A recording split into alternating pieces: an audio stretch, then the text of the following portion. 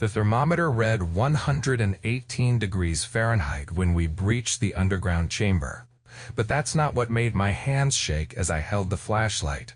It was the symbols on the wall. Symbols that shouldn't exist.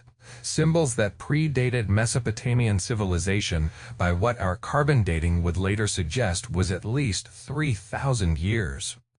My name is David Kiernan, and for 7 years I served as a senior intelligence analyst for the Central Intelligence Agency, specializing in Middle Eastern archaeological sites of strategic interest.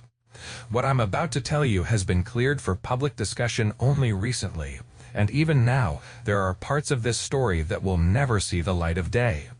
But what I can share will challenge everything you think you know about human history, ancient Iraq, and why certain locations in the Middle East have been fought over for millennia. This isn't a story about weapons of mass destruction. This isn't about oil. This is about something far older, far stranger, and far more important than any of those things. Before we go any further, make sure you hit that subscribe button and turn on notifications, because the information I'm sharing today connects to a series of discoveries that span multiple countries, multiple agencies, and a timeline that stretches back to World War II. You won't want to miss what's coming next. March 2008. I was sitting in a briefing room in Langley, Virginia, when Director Patricia Chen walked in with a folder marked with classification levels I'd only seen twice before in my career. The room went quiet. 6 of us had been summoned: 3 field operatives, 2 archaeologists with security clearances, and me. "Gentlemen," Dr. Reeves, Chen began, nodding to the only woman in the room, an archaeologist from Yale who'd been consulting with the agency since the invasion. "What I'm about to show you doesn't leave this room until you're wheels up to Baghdad." She opened the folder and pulled out a satellite image. At first glance, it looked like every other piece of bombed-out Iraqi infrastructure we'd been analyzing for 5 years. Rubble, destroyed buildings, the scars of war painted across ancient streets. "This is the Al-Rashid district, southeastern Baghdad," Chen continued. 3 weeks ago, a Marine unit conducting routine patrol operations reported unusual seismic activity in this area. Not explosions, not construction, seismic readings that suggested a collapse, but underground, not at surface level. She clicked a remote, and the screen behind her changed to show a series of graphs I didn't immediately understand. These readings indicate a cavity approximately 60 feet below the surface. A cavity that, according to our geological surveys, shouldn't exist. The ground composition in this area is primarily clay and silt, not suitable for natural cave formation, not suitable for structural integrity without modern engineering. Dr. Reeves leaned forward. "You're saying someone built something down there?" "We're saying something is down there," Chen corrected. "What we need you to determine is what it is, when it was constructed, and most importantly, why it's been hidden." One of the field operatives, a man named Torres, who I'd worked with on 2 previous assignments, raised his hand. "With all due respect, ma'am, why does the CIA care about an underground cavity in Baghdad? We've got actual targets to track, actual threats to neutralize."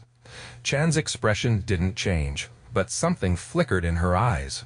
"Because 3 days after we detected that cavity, we intercepted communications from 6 different international intelligence services, all making inquiries about the same location.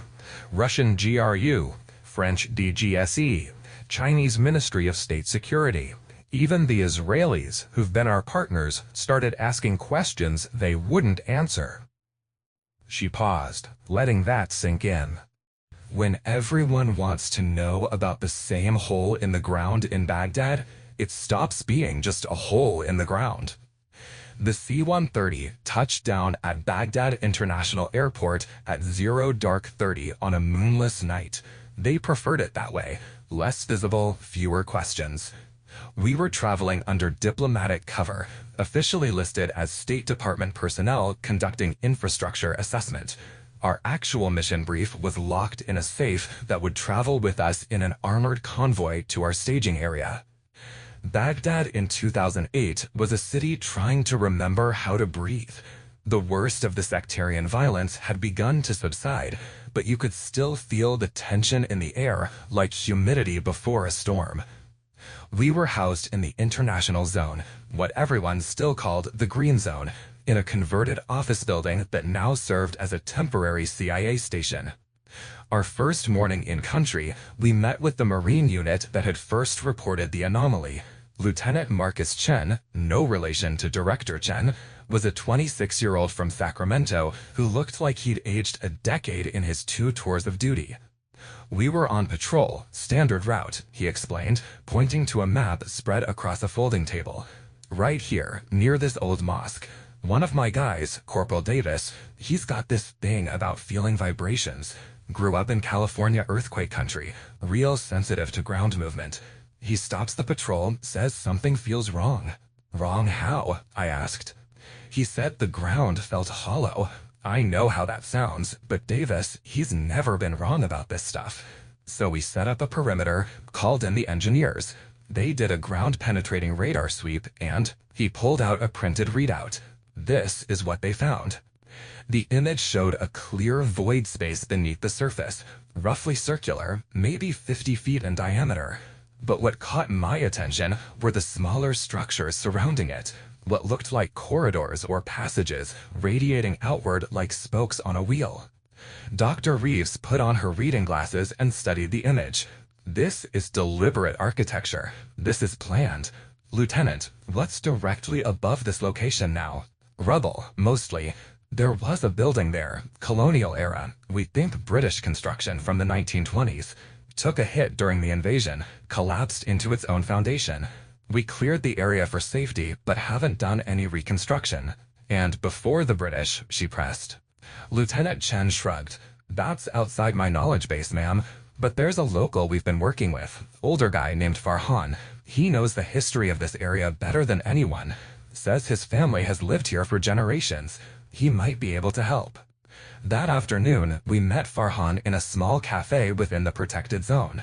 He was perhaps 70, with weathered skin and eyes that had seen empires rise and fall. When Dr. Reeves showed him the location on a map, his entire demeanor changed. You are asking about the silent place, he said quietly, in excellent English. The silent place? I repeated. Farhan nodded slowly. My grandfather told me stories. His grandfather told him. Always the same story, passed down. They say that beneath the old quarter, there is a place where sound does not travel, where the earth keeps secrets. During the Ottoman times, there were stories of people who went down there and never came back. The British, when they came, they asked about it too. They dug, they found something. Then they sealed it up and built over it. What did they find? Dr. Reeves asked. Farhan's eyes met hers. They never said. But after they sealed it, they stationed guards there for 3 years. Guards for an empty lot. Then they built the building, made it an administrative office. Nothing important, you understand, just records, papers. But always there were people there. Always someone watching. He leaned back, lit a cigarette, despite the no smoking sign on the wall. When I was a boy, maybe 8 or 9 years old, I played near there with my friends. We found a crack in the foundation, a small opening. We dropped stones down it, listening for them to hit bottom. We never heard them land. Just silence. No echo. No sound. Just... He made a gesture with his hand, like something disappearing. Nothing. It took us 4 days to prepare for the descent. Despite what you see in movies, archaeological investigation, especially one involving potential structural instability in a war zone, requires meticulous planning. We needed ground-penetrating radar, air quality monitoring equipment, structural engineers, safety gear, and a security perimeter that wouldn't attract attention. The cover story was that we were conducting a survey for a future water treatment facility. It was boring enough to be believable, and technical enough that most people wouldn't ask questions. Dr. Reeves spent those 4 days in the makeshift station library, poring over every historical document about Baghdad we could access. British colonial records, Ottoman tax documents, even medieval Arabic manuscripts that mentioned the area. On the third day, she called me into her workspace. "Marcus, look at this." She had 3 different documents spread across her desk, each from a different era. This is a British surveyor's report from 1923. He mentions unusual magnetic interference in this area. This one is from an Ottoman administrative document from 1847. They note that wells dug in this district always came up dry, no matter how deep they went. And this, she tapped the third document, a photocopy of an Arabic text, is from a 14th century historian named Ibn Khaldun. He writes about the hollow hill of Baghdad, where jinn were said to gather in ages past. Jinn? I asked. In folklore, yes, but look past the mythology. 3 different sources, spanning 7 centuries, all describing the same location as somehow anomalous. The British knew something was here. The Ottomans knew. Even medieval scholars knew. So what is it? She removed her glasses and rubbed her eyes. I don't know, but I think we're about to find out. Day 5, 0600 hours. We began the excavation at dawn. A small crew of engineers, carefully vetted, operating under the infrastructure cover story. They cut through the modern rubble first, concrete and steel from the collapsed British building. Beneath that, older foundations. Beneath that, compressed earth and clay. At 11 feet down, we hit something that made the drill skip. "Stop," Dr. Reeves called out. The engineer killed the power. She climbed down into the pit with a brush and trowel, working carefully around whatever had stopped our progress.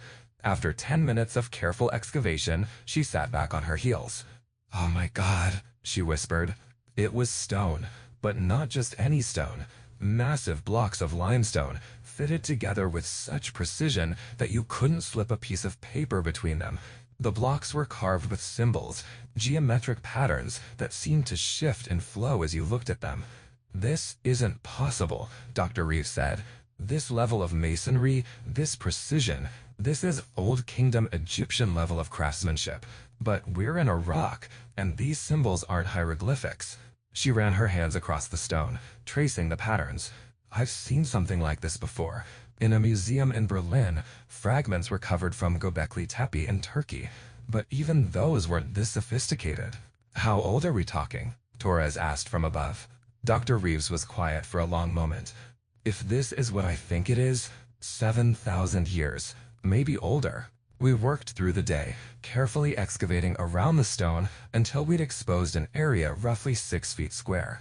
The symbols covered every inch, intricate and purposeful. But more importantly, we found what we'd been looking for.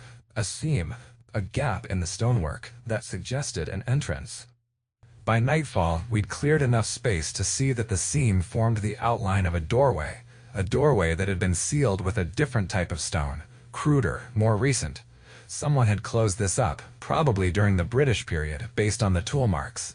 "We breach tomorrow," I decided. "First light, full safety protocols, air monitoring before anyone goes in. Understood?" Everyone nodded. That night, I couldn't sleep. I kept thinking about Farhan's story, about the stones that made no sound, about the British guards watching an empty lot for 3 years. What had they found down there? What were we about to find? The air tasted wrong. That's the first thing I noticed when we cracked the seal on the ancient doorway. Not stale, not musty, wrong.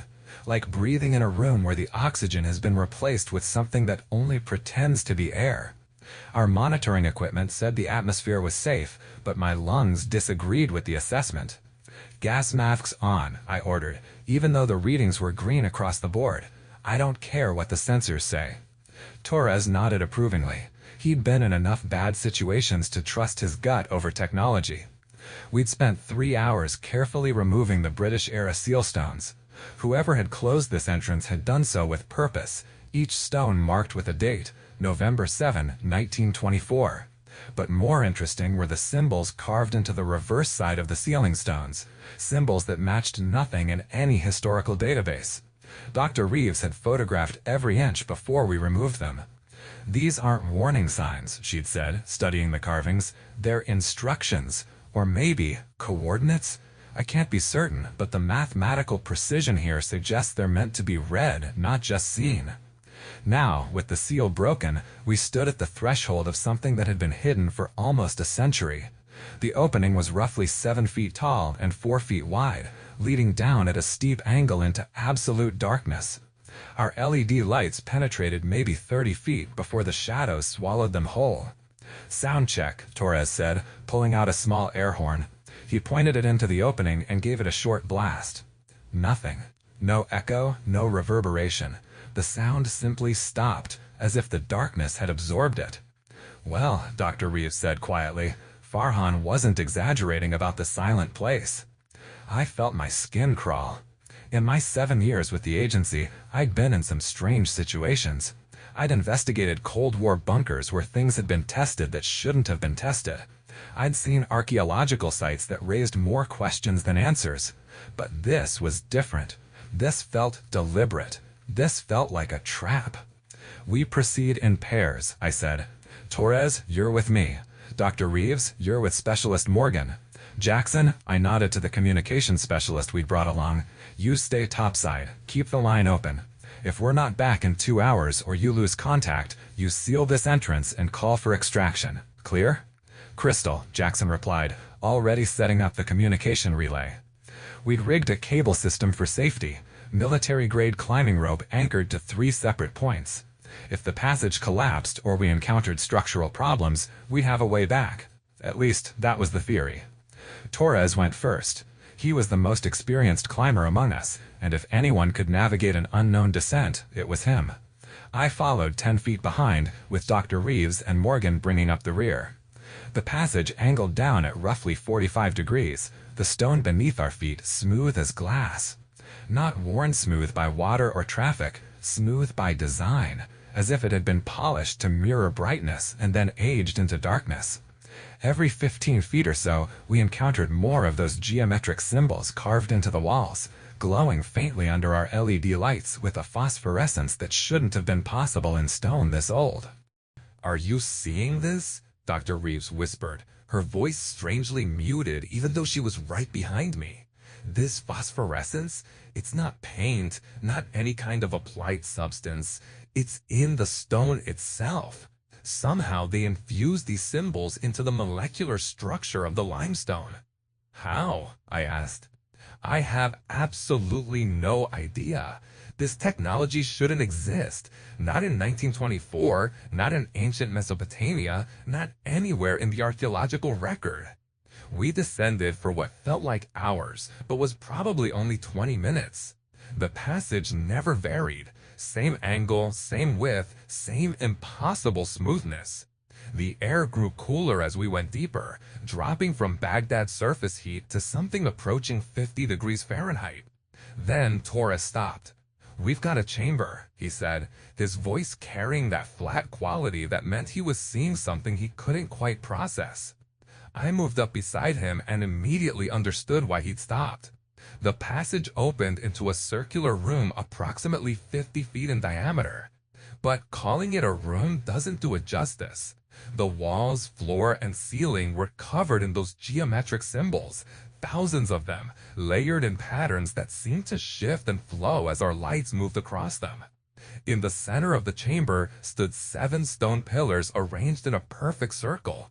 Each pillar exactly 12 feet tall, each carved from a single piece of black stone that looked like obsidian but felt warm to the touch. Between the pillars, suspended in the air with no visible means of support, was a sphere. It was roughly 2 feet in diameter, made of what looked like glass or crystal, and it was rotating slowly on an axis that didn't exist. Inside the sphere, something moved. Patterns of light that might have been stars or might have been something else entirely, something that human eyes weren't designed to interpret. "Please tell me you're recording this," Dr. Reeves breathed, moving past me into the chamber.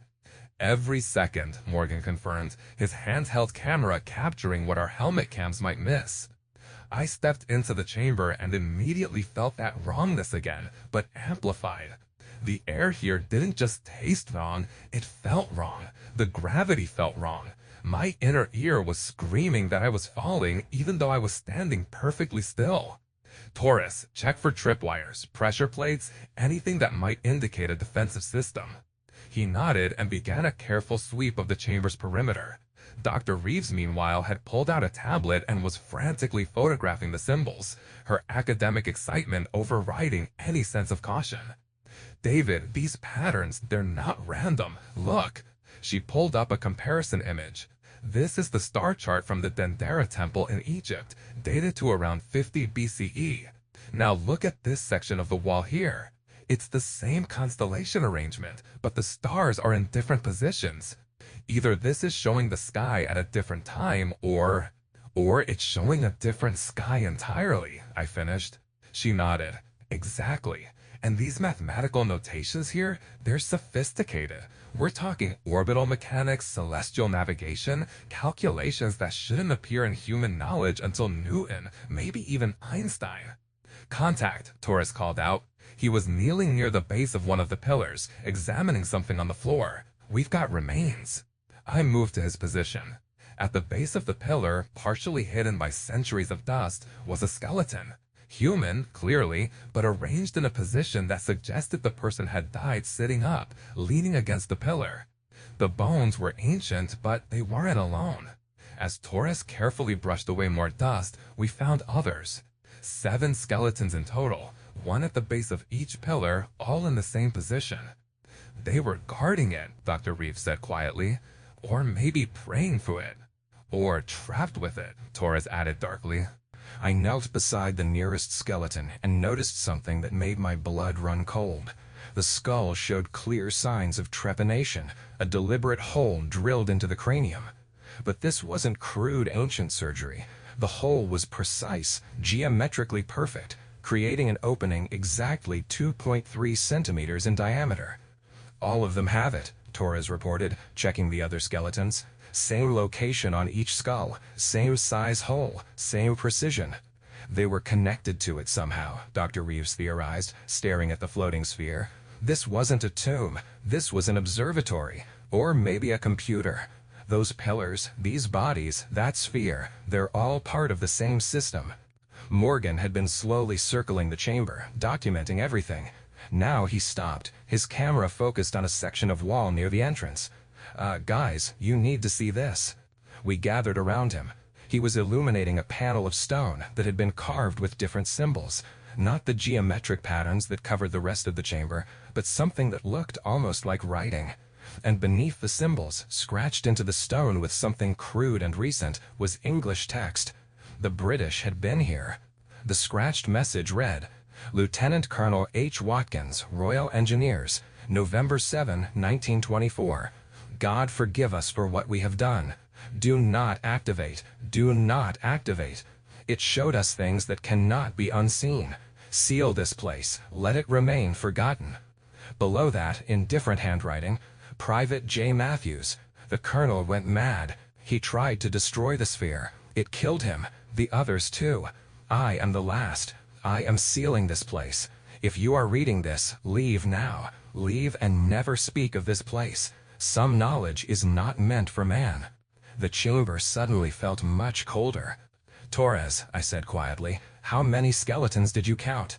7. Ancient, maybe thousands of years old." "Do another sweep. Look for anything more recent." He did, moving methodically around the chamber's perimeter. It took him 5 minutes to find what I knew had to be there. In a shallow alcove we'd initially missed, partially covered by fallen stone, were 4 more bodies. These weren't ancient. These were wearing rotted British military uniforms from the 1920s. 3 were lying in positions that suggested sudden death. The 4th, presumably Lieutenant Colonel Watkins, was curled in a fetal position, his hands clutching his head, his mouth frozen open in a scream that had been silent for 84 years. "We should leave," Morgan said, his voice shaking slightly. "Right now, we should leave and seal this place back up." Part of me agreed with him. Every instinct I had was screaming that we were in over our heads. But another part, the analyst part, the part that had been trained to pursue truth regardless of comfort, knew we couldn't leave. Not yet. Not without understanding. "Dr. Reeves, what do you think happened to them?" She was studying the British bodies, her scientific detachment warring with visible unease. "Based on the position or the condition of the remains and that warning message, I think the colonel found a way to interact with the sphere. I think whatever he saw or experienced when he did that drove him insane. The others may have tried to help him, or tried to interact with it themselves. Either way, they all died down here. Except Private Matthews, Torres noted. He survived long enough to scratch that warning and seal the entrance. The question is, I said, do we heed the warning, or do we complete our mission? Before anyone could answer, the sphere did something it hadn't done in the 30 minutes we'd been in the chamber. It stopped rotating. For one long moment, it hung there, perfectly still. Then it pulsed, a single flash of light that filled the chamber and passed through us all like an X-ray made of something that wasn't electromagnetic radiation. When my vision cleared, I saw that the symbols on the walls were glowing brighter now, pulsing in sequence, creating a pattern that spiraled from the sphere outward to the walls and back again. And I heard something, not with my ears, the chamber was still perfectly silent, but in my head. A voice that wasn't a voice, speaking in a language I didn't know, but somehow understood. You have opened the archive. I looked at the others. Their expressions told me they heard it too. The Watchers left us here to preserve what must be preserved, to warn what must be warned. Your kind has forgotten. Your kind must remember. Who are the Watchers? Dr. Reeves asked aloud, though whether the sphere could actually hear us was unclear. The sphere pulsed again, and suddenly the chamber filled with images, not projected on the walls, but appearing in three-dimensional space around us, holographic and hyper-real. We were seeing memories? Historical records? I couldn't tell. We saw a city that had never appeared in any history book, massive and gleaming, built with technology that looked like a fusion of ancient aesthetics and impossible science. We saw people who looked human, but weren't quite. Taller, with proportions slightly off, their eyes too large, their movements too fluid. We saw them building, not just buildings, but systems, networks of structures that spread across continents. We saw them shaping the earth, manipulating water, creating gardens in deserts, and raising mountains where there had been plains. And then we saw them leaving, not dying, not being destroyed, leaving, walking into structures that might have been temples or might have been something else entirely, and vanishing. One by one, hundreds of them, thousands, all walking calmly into the light and disappearing. But not all of them left. The images showed 7 figures remaining behind, standing in this very chamber. They moved to the pillars, sat at their bases, and then changed. Their bodies remained, but something essential left them. They became the skeletons Torres had found, but they did it willingly, purposefully. The Guardians gave their forms, so the archive could remain active, so the warning could persist, so when you returned, you would know. Know what? I demanded. What are we supposed to know? The sphere pulsed once more, and the images changed. Now we saw devastation, cities burning, the earth cracking open, oceans rising and falling. But this wasn't ancient history. The architecture was modern, the vehicles contemporary. This was our world, our time, our future. The cycle repeats. The patterns persist. Your kind stands where the precursor stood, at the threshold. The choice they made, you must make, to leave or to perish, to ascend or to remain. The archive holds the path. The archive holds the key. But the key requires understanding, and understanding requires sacrifice. Then, as suddenly as it had begun, the images vanished. The sphere resumed its slow rotation. The symbols on the walls dimmed back to their faint phosphorescence. The voice in our heads fell silent. We stood there, 4 modern humans in an ancient chamber, trying to process what we just witnessed. Did that really just happen? Morgan whispered. Every second is on the recording, Torres confirmed, checking his equipment. Video, audio, everything. We got it all. Dr. Reeves had sunk to her knees, her tablet forgotten in her lap. This... She couldn't finish the sentence. I understood why. What do you say when you've just been shown that human civilization isn't the first, isn't unique, and may be headed for the same mysterious fate as whatever came before? We need to report this, I said. though my voice sounded hollow even to my own ears. "We need to document everything, collect samples if possible, and—" No. Everyone turned to look at Torres. He'd moved to stand between us and the sphere, his expression grim. "Think about what we're doing here," he said. "Think about why we were sent. Multiple intelligence agencies, all interested in the same hole in the ground, all asking questions, all trying to get here first. Why? Because they knew something was here," Dr. Reeves said. "Exactly, they knew. Which means someone has known about this place, about this archive, for a long time. Maybe since the British sealed it, maybe longer. And if they knew, why hasn't this been excavated before? Why send a small deniable team now?" I saw where he was going, and I didn't like it. "You think this is a test?" I said. "I think we're being used to determine if this place is safe to exploit. And when we report back what we've seen, what do you think happens next? Does this become a scientific site? Does this information get shared with the world? Or does it disappear into classified files, and we become very inconvenient people who know too much?" "That's paranoid," Morgan protested, but his voice lacked conviction. "Is it?" Torres looked at each of us in turn. "Private Matthews survived whatever happened down here. He wrote that warning and sealed this place. Then what? He goes back to his unit, reports what happened, and lives happily ever after? Or does he become a loose end that needs to be tied up?" "That's paranoid," Morgan protested, but his voice lacked conviction. "Is it?" Torres looked at each of us in turn. "Private Matthews survived whatever happened down here. He wrote that warning and sealed this place. Then what?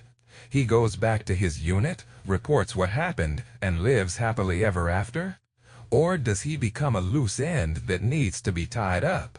The implication hung in the air like poison gas. "We have our orders," I said, but even as I spoke, I was questioning everything. Why had Director Chen been so vague about the mission parameters? Why the emphasis on secrecy? Why send an analyst instead of a senior field operative? Unless they wanted someone smart enough to understand what they found, but expendable enough that their disappearance wouldn't raise too many questions. "We're leaving," I decided. "We're taking what documentation we have, we're getting topside, and then we're going to make some very careful decisions about what happens next." "The sphere," Dr. Reeves said, "we can't just leave it. The knowledge contained in that thing has already killed at least 4 people that we know of," Torres interrupted.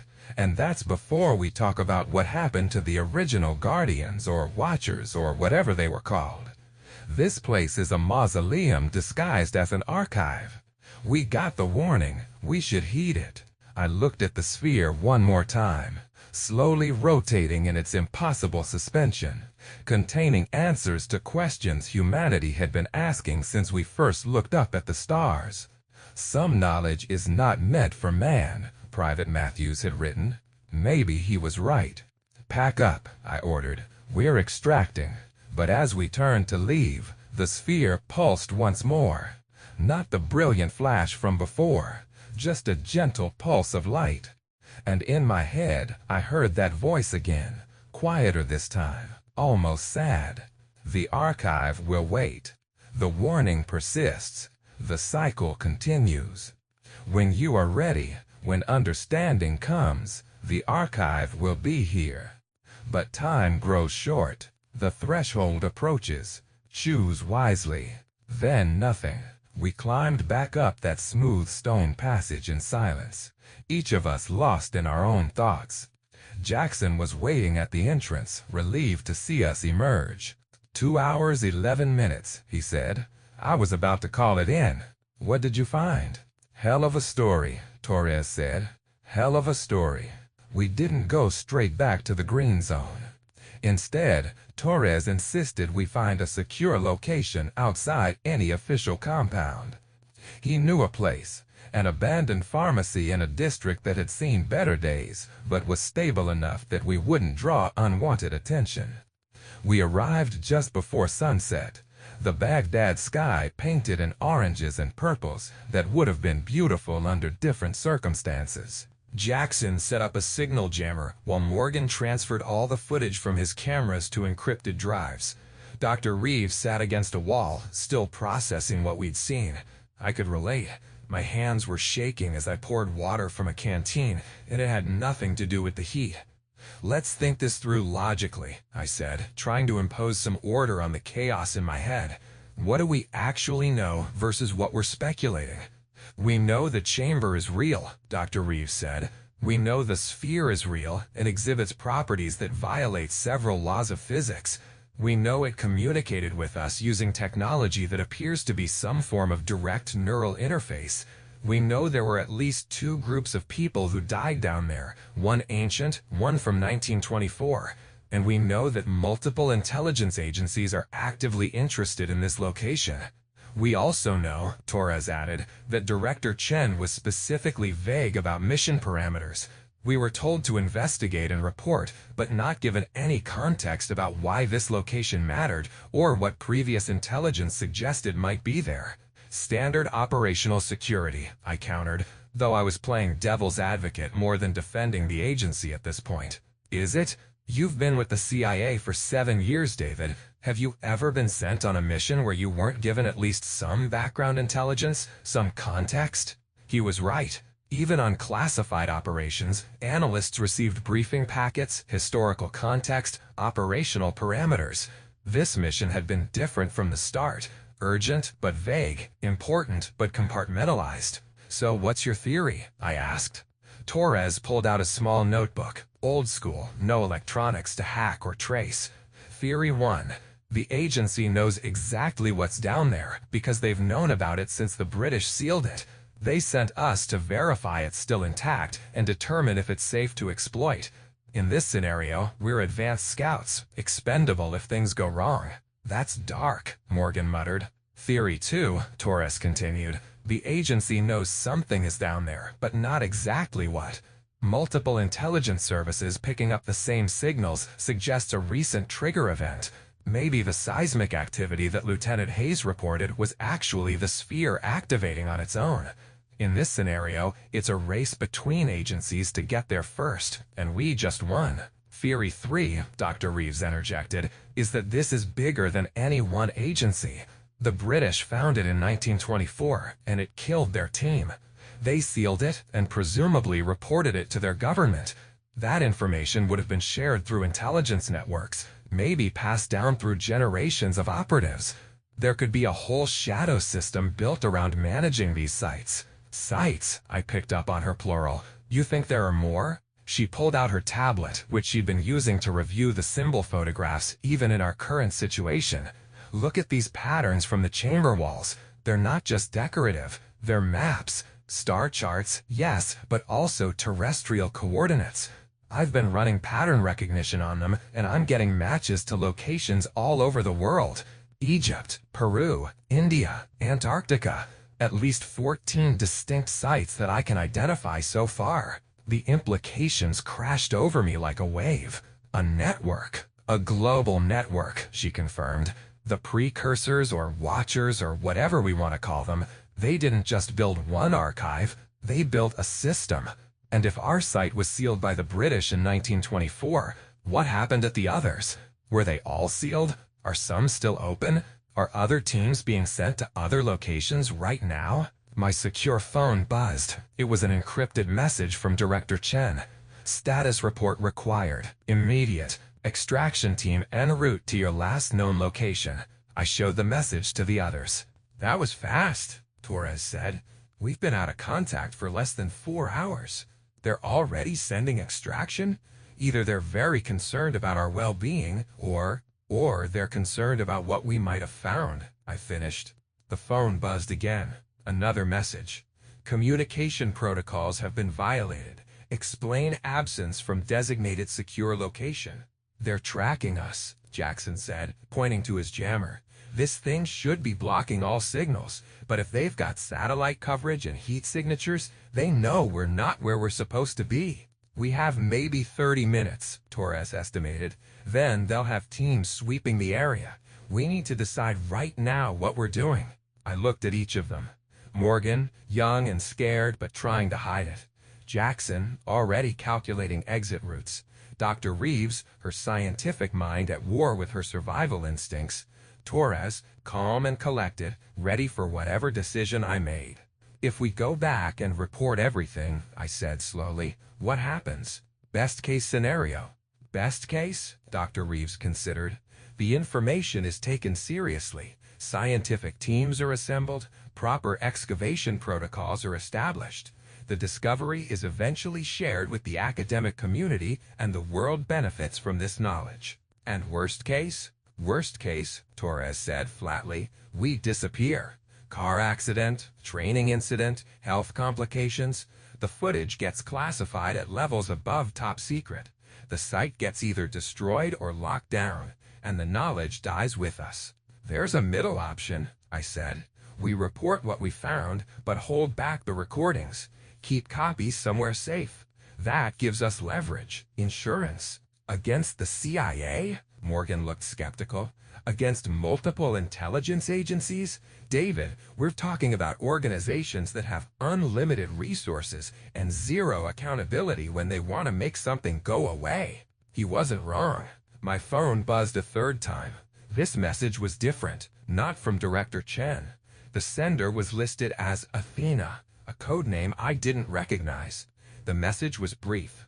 You found Archive Omega-7. Others exist. You are in danger. Trust no one inside the system. Verification code follows. The verification code was a string of numbers that matched an old CIA authentication protocol, one that had been discontinued 3 years ago. Whoever sent this message knew agency procedures and had access to legacy systems. We've got a problem, I said, showing them the message. Or we've got an ally, Dr. Reeves suggested. Someone inside who knows what's really going on. Or it's a trap, Torres countered. A way to flush out whether we're going to cooperate or become a problem. Another buzz. Athena again. British soldier who sealed Omega-7 in 1924 was Private Jonathan Matthews. Official records say he died in 1925, routine training accident. Actual? Executed by British intelligence, June 1925. This is the pattern. This is what happens to those who see the archives. Get out now. My blood went cold. They killed him. The British killed their own soldier to keep this secret? And you think the Americans are going to be more ethical? Torres asked. David, we need to leave now. Not back to the green zone, not to any official facility. We need to disappear until we figure out who we can trust. I can't just desert, I protested. I've got 7 years with the agency. My entire career will mean nothing if you're dead, Torres interrupted. Look, I get it. I spent 12 years in special forces before the agency recruited me. I understand loyalty and duty and chain of command, but I also understand when a mission has gone sideways and the people giving orders are not on your side. Another message, this time from Director Chen. David, we know you've gone dark. We know you're frightened by what you found. Come in, let's discuss this properly. No one is in trouble. We simply need to debrief and ensure proper protocols are followed. The reasonable tone made it worse somehow, because it meant they were still pretending this was normal, still operating within the facade of official procedure. Athena sent another message. Chen is not acting alone. Project Threshold, established 1947, multinational. Archives were discovered post-WW2. Manhattan Project scientists believed precursor technology could be reverse engineered. Initial attempts failed. Recent advances in quantum computing have renewed interest. You found Omega-7 at the wrong time. They're planning activation sequence. You cannot let them access the sphere. 47, Dr. Reeves said suddenly. Project Threshold was established in 1947, the same year as Roswell, the same year as the CIA's founding, the same year everything changed in the intelligence community, I finished. What if the Cold War, the space race, All of it. What if it was all connected to this? What if both sides found archives and spent the next 70 years trying to understand them? That's a hell of a conspiracy theory, Morgan said. Is it?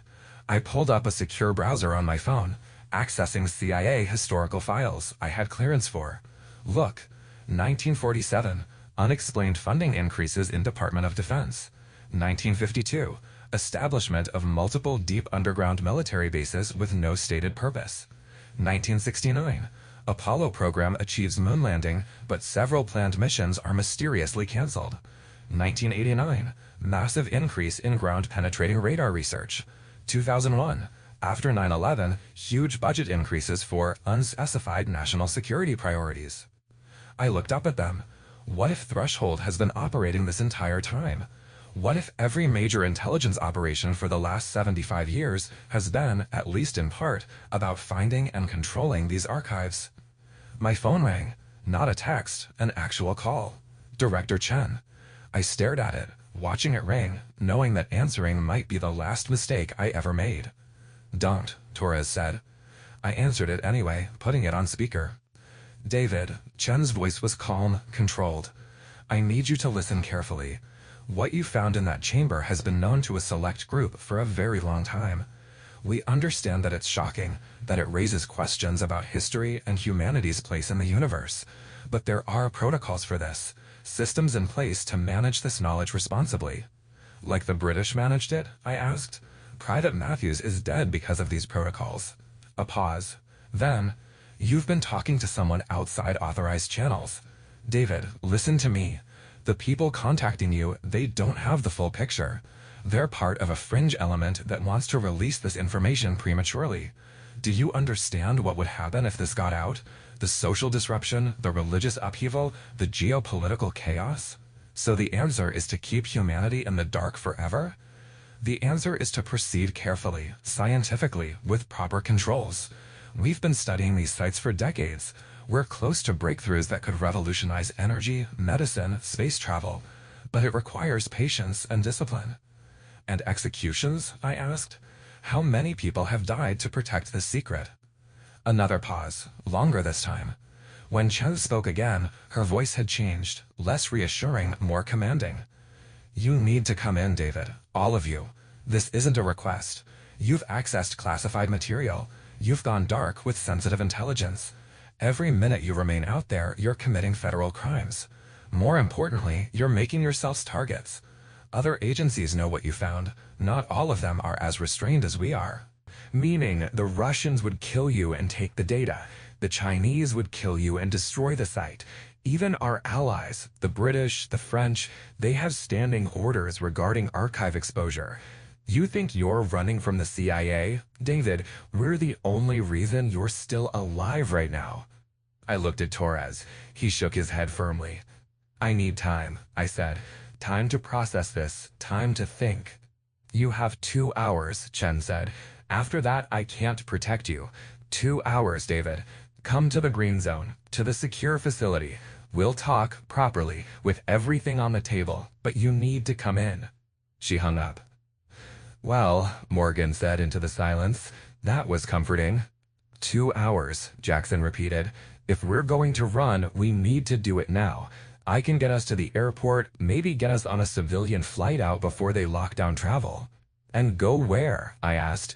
If this is as big as Athena suggests, there's nowhere outside their reach.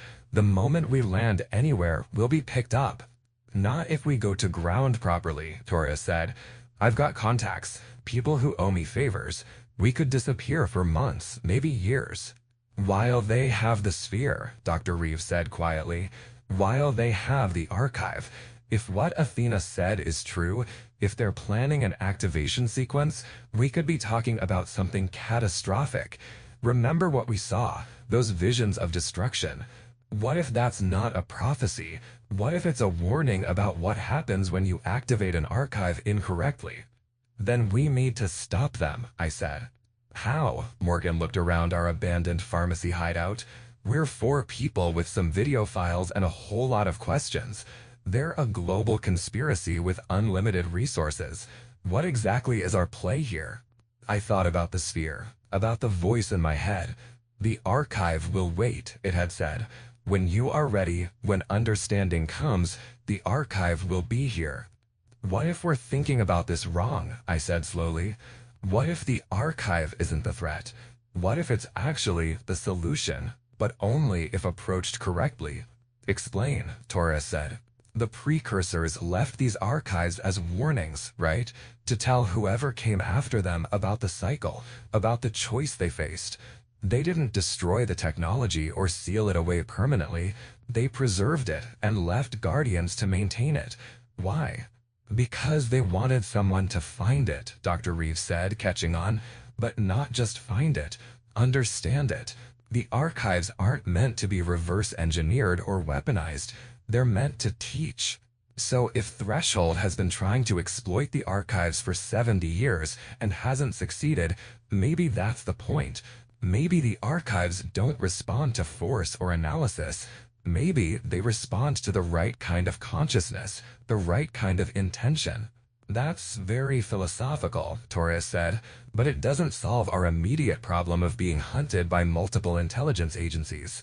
No, I agreed, but it gives us a direction. We need to find someone who understands this from a different angle.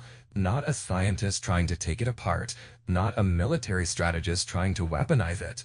Someone who might actually know what the precursors were trying to tell us. My phone buzzed. Athena again. Good instincts. There is someone. Dr. Sarah Chen, Princeton University, theoretical physicist working on consciousness and quantum mechanics. She's been consulting with Threshold, but maintains independence. She's also Director Chen's sister.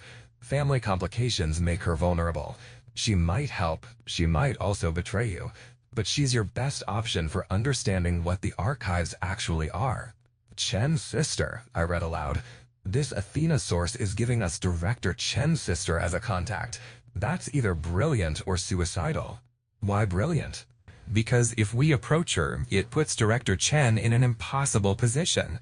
Does she protect her operation or protect her sister? Family loyalty versus institutional loyalty. It creates pressure, creates opportunities for mistakes. Or, Torres said, it's a trap that puts us right in their hands. Either way, Dr. Reeves noted, we're not finding answers hiding in this pharmacy. We need to make a move. I checked my watch. 1 hour and 43 minutes until Chen's deadline. All right, I decided. We split up. Torres, you and Jackson take the raw footage and hide it somewhere secure. Multiple locations, multiple formats. Make sure if anything happens to us, it still exists. Dr. Reeves and I will approach Dr. Sarah Chen. If this is a trap, at least the evidence survives. And if it's not a trap, Morgan asked, then maybe we find out what the archives really are, what the precursors were trying to tell us, and why Project Threshold is so desperate to control this information. Torres didn't look happy, but he nodded. Where do we rendezvous if this works? Don't rendezvous. Stay hidden. If you don't hear from us in 72 hours, release everything. Every video file, every photograph, every piece of data. Dump it on the internet, send it to journalists, send it to university archaeology departments. Make it impossible to suppress. That'll burn you, Torres warned. Even if you survive, you'll never work in intelligence again. Your life as you know it will be over. I thought about Private Matthews, about the warning he'd scratched into stone with his dying breath, about the British soldiers who died in that chamber, about 75 years of secrets and lies. Maybe some things are more important than careers, I said. Dr. Sarah Chen lived in a modest townhouse in Princeton, New Jersey. Getting there from Baghdad required creative routing. A military transport to Kuwait, a commercial flight to London, another to New York, and finally a rental car for the drive to Princeton. We traveled on false documentation that Torres had provided, papers that would fool casual inspection but wouldn't hold up to serious scrutiny. It took us 36 hours. During that time, my agency phone received 47 messages from Director Chen, ranging from concerned to threatening. I left it powered off in a trash can in London. We arrived at Dr. Sarah Chen's townhouse at 2 a.m. local time, which was either the worst possible time or the best, depending on your perspective. The house was dark, except for a single light in what appeared to be a study on the second floor. Someone's awake, Dr. Reeves observed. Or it's a trap and they're waiting for us, I said. We'd discussed this possibility extensively during the journey. The odds that Athena was legitimate seemed low. The odds that we were walking into an ambush seemed high. But we were out of better options, so here we were, about to knock on the door of a woman whose sister had essentially declared us enemies of the state. I rang the doorbell. Nothing for 30 seconds. Then footsteps, cautious, approaching the door. A shadow appeared in the frosted glass panel. "Who is it?" A woman's voice, tense. "Dr. Chen, my name is David Kiernan. I worked with your sister at the agency until recently. I need to speak with you about Project Threshold and Archive Omega-7. Long silence. Then, "Show me identification. Hold it up to the security camera." I did, using the false passport we traveled on. After a moment, locks clicked, and the door opened a crack, security chain still engaged. Sarah Chen looked like her sister, but softer somehow, more approachable. She was maybe 40, wearing reading glasses and a Princeton sweatshirt, holding a coffee mug that said Quantum Mechanics, because regular mechanics weren't confusing enough. "You're running," she said. It wasn't a question. "We are researching," I corrected. "My sister called me 6 times yesterday. She never calls unless something has gone catastrophically wrong. So either you've done something terrible, or you've discovered something terrible. Which is it?" "Can we come in?" Dr. Reeves asked. Sarah looked between us, then sighed and removed the security chain. "You have 5 minutes to convince me not to call her back." Inside, her townhouse was exactly what you'd expect from a theoretical physicist. Books everywhere, whiteboards covered in equations, a wall dedicated to photographs from particle colliders and astronomical observatories. But what caught my attention was the map on her dining room table. A world map marked with red pins in 14 locations. The same 14 locations that Dr. Reeves had identified from the archive symbols. "You know," I said, pointing to the map. Sarah followed my gaze, and her expression hardened. "I consult for Threshold. Of course I know. The question is, how do you know? Patricia would never brief field operatives on the full network." "We found Omega-7, Dr. Reeves said. "We went inside. The sphere showed us." Sarah's coffee mug slipped from her hand, shattering on the hardwood floor. She didn't seem to notice. "You activated it? You got it to communicate?" "It activated itself," I said. "Or maybe we activated it just by being there. We're not entirely sure how it works." "No one is," Sarah said, her voice barely above a whisper. She moved to the map, her fingers tracing the pins. "Threshold has been studying these sites since 1947. 78 years of research, and we still don't understand the basic operating principles.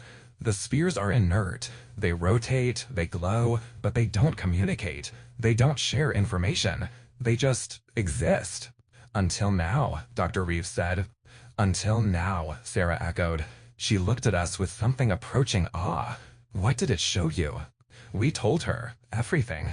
The chamber, the guardians, the British soldiers, the visions of the precursor civilization, and the apocalyptic future. As we spoke, Sarah filled 3 pages of a notebook with notes, occasionally stopping us to ask specific questions about details. When we finished, she sat back and removed her glasses. "My God, Patricia is going to lose her mind. Do you understand what you've done? Threshold has spent decades trying to establish communication with even one archive. Hundreds of scientists, billions of dollars in research, and the spheres remained silent. Then 2 people walk in, and it just talks to you?" "Why?" I asked. "Why would it respond to us but not to your researchers?"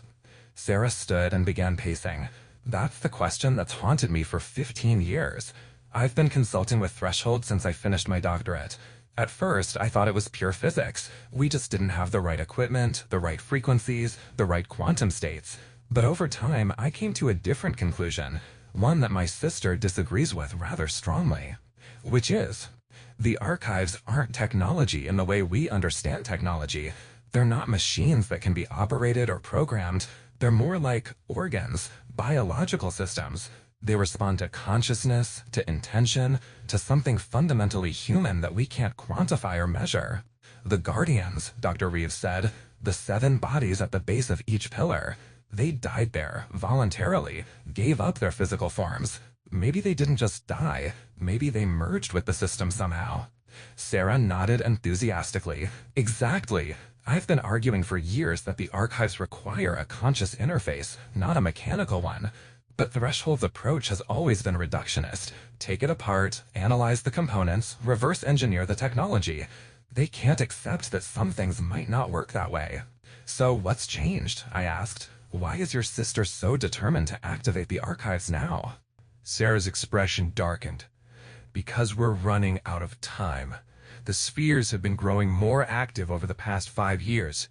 Small fluctuations in their rotation speeds, minor changes in their luminescence, occasional energy spikes. At first, we thought it was measurement error, but the pattern is consistent across all known archives. They're building towards something. She pulled up a graph on her laptop showing acceleration curves for all 14 sites. The lines all converged on a single point, roughly 18 months in the future. Whatever the archives are counting down to, Sarah said, it's going to happen whether we understand them or not. Patricia believes that if we can activate even one archive, establish control over it, we can prevent whatever catastrophe the precursors were warning about, or at least prepare for it. And you believe? Dr. Reeves prompted. I believe we're making the same mistake the precursors made. Whatever led to their extinction or departure, we are replicating it. The archives aren't meant to be controlled. They're meant to be understood. And understanding requires humility, which Threshold has in very short supply. My mind was racing. The message said they're planning an activation sequence. What does that mean? Sarah's face went pale. Oh no, they wouldn't. Not without more data. What's the activation sequence? There's a theory, Sarah said slowly, based on analysis of the archive architecture. The spheres are connected somehow, probably through quantum entanglement. If you could synchronize all 14 archives, activate them simultaneously, the combined system might become fully operational. Patricia's been advocating for this approach for years. The board always rejected it as too risky. Why risky? Because we don't know what fully operational means. We don't know if activation will give us access to precursor knowledge or trigger some kind of defense mechanism. The spheres contain enormous amounts of energy, enough to potentially destroy everything within miles if they destabilize. Activating one is dangerous. Activating all 14 simultaneously? That's apocalyptic if it goes wrong. So we stop her, I said. We go public, expose the project, prevent the activation. Sarah laughed bitterly. With what evidence? You think anyone will believe you? Threshold has protocols for this. If you go public, they'll discredit you. Doctored video, mental instability, a tragic breakdown following classified work.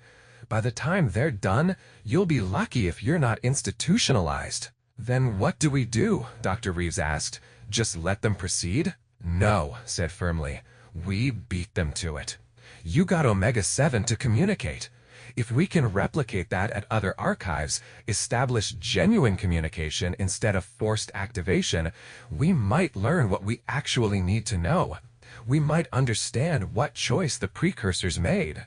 How many archives can you access? I asked. Through my Threshold credentials, all of them. But the moment I start trying to visit sites without authorization, Patricia will know. She monitors everything. Then we need to move fast, I said. How many can we reach before they realize what we're doing? Sarah thought for a moment. 2, maybe 3. There's an archive in the Giza Plateau in Egypt, Alpha 1, the first one discovered. Another in Peru, Delta 4. If we're very lucky, we might reach the one in Antarctica, Omega 9, but that's a long shot. Why Antarctica? Dr. Reeves asked. Because it's the most isolated, the most difficult to reach, but also because it's the largest archive we found. If any of them holds complete information about what happened to the precursors, it's probably Omega 9. I looked at Dr. Reeves. She nodded. All right, I said. We're doing this. But first, we need insurance. Dr. Chen, can you access the Threshold database? Remotely, yes. Limited access, but I can pull files. Pull everything. Every document about archive discoveries, every research report, every operational plan. Send copies to secure locations. If this goes wrong, if they stop us, at least the information survives. Sarah hesitated. That's treason. Against my country. Against my sister.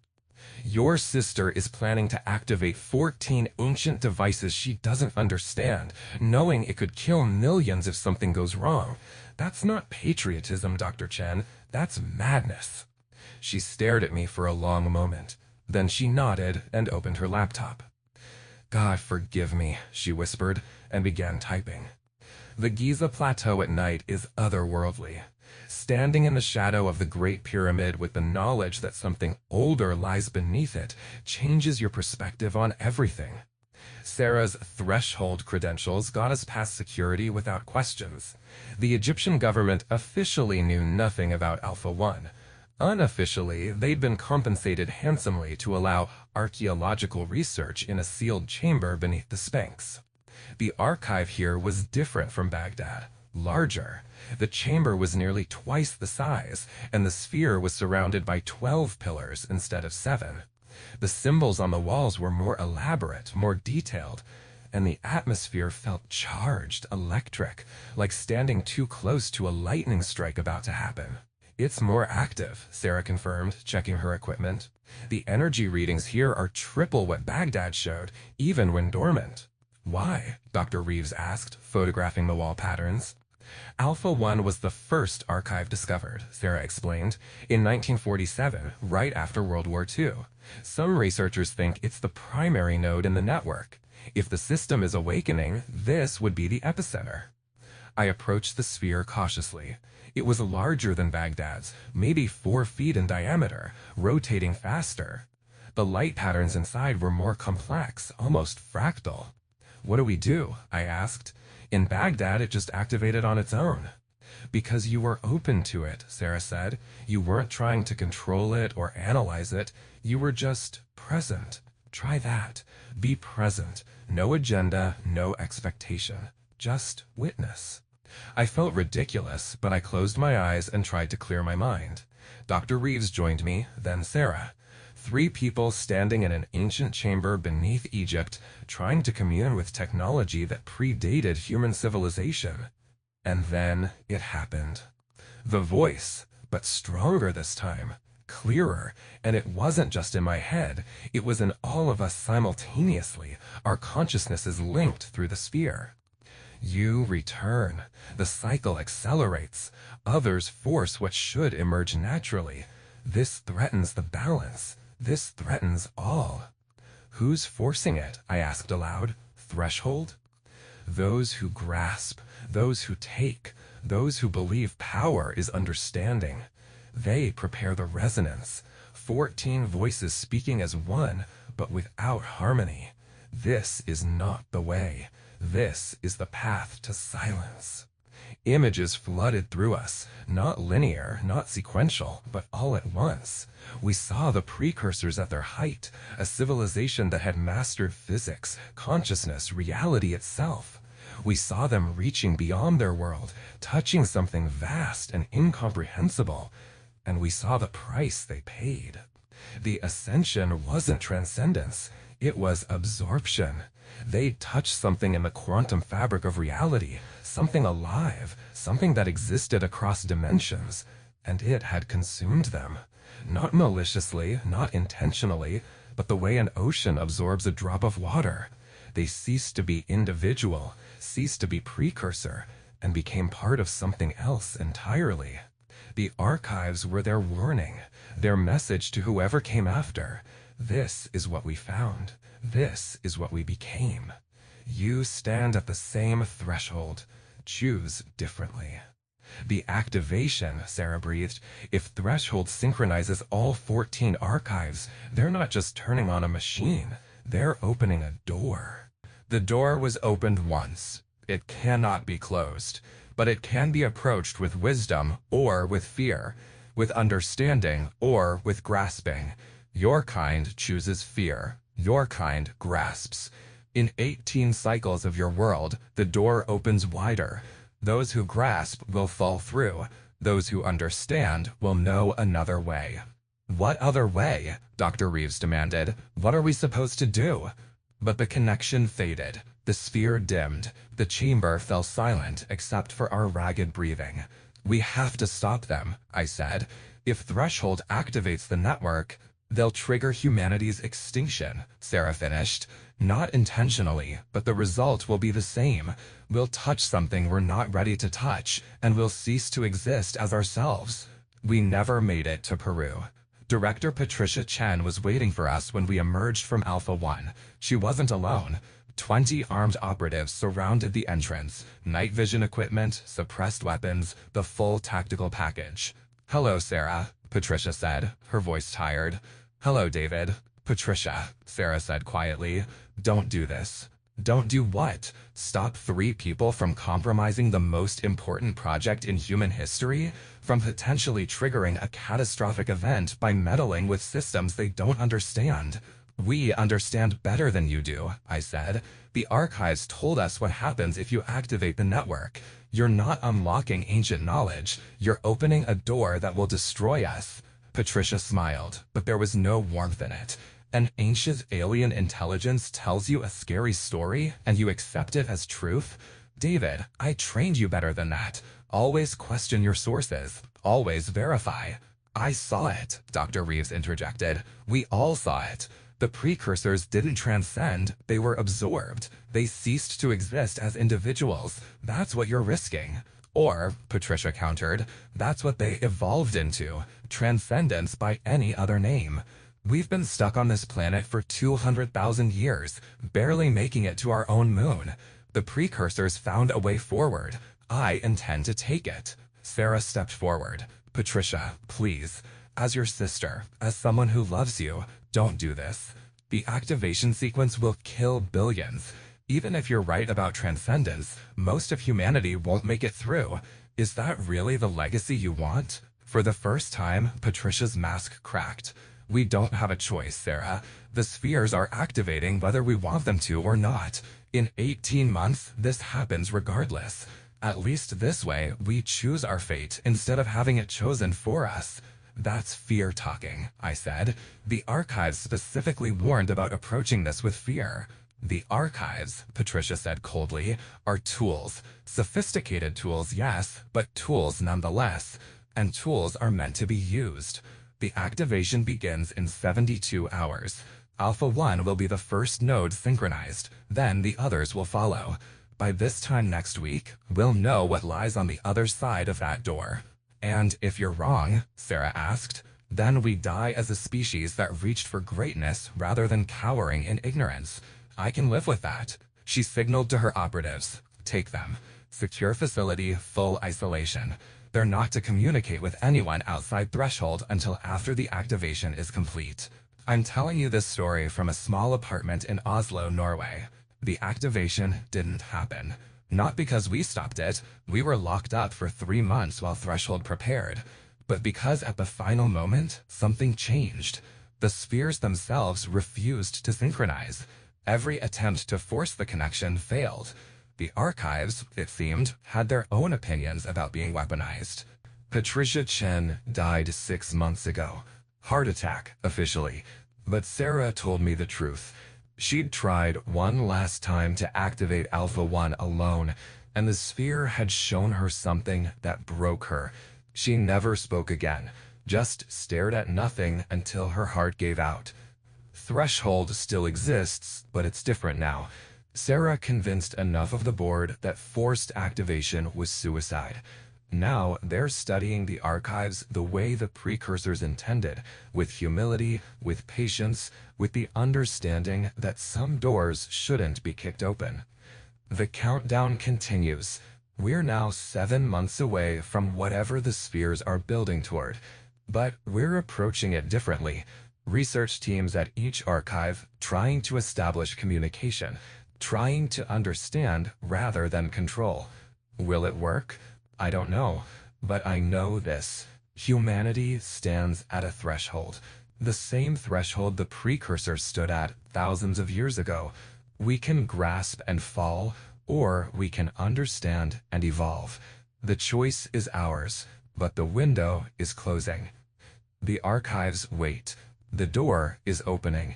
And soon, very soon, we'll discover what lies on the other side. So that's the story. That's what we found beneath Baghdad. That's what I've been living with for the past year and a half. Is it real? I've got documentation, footage, testimony from multiple witnesses. But documentation can be faked, footage can be doctored, and witnesses can be wrong. Believe what you want, but ask yourself this: why are there suddenly so many archaeological excavations in Egypt, Peru, Turkey, Antarctica? Why did funding for deep Earth research increase by 400% last year? Why are theoretical physicists who study consciousness suddenly getting unprecedented military contracts? Something is happening, something big, and whether you believe my story or not, you're going to see the effects soon enough. Before I go, I want you to do something for me. Look up at the night sky. Really look at it. Those stars, those galaxies, they're not empty. Life has been out there, has been here, has left messages for us to find. We're not the first intelligent species to rise, and we won't be the last. The question is, will we be wise enough to survive our own intelligence? I hope so. I really do. If you found this story compelling, subscribe to the channel. More information is coming, more revelations. And if you know someone in archaeology, physics, or intelligence work, ask them about Project Threshold. See how they react. Their response might tell you everything you need to know. The truth is out there. But more importantly, the truth is down there, beneath our feet, waiting in chambers that predate history. The archives remember what we forgot.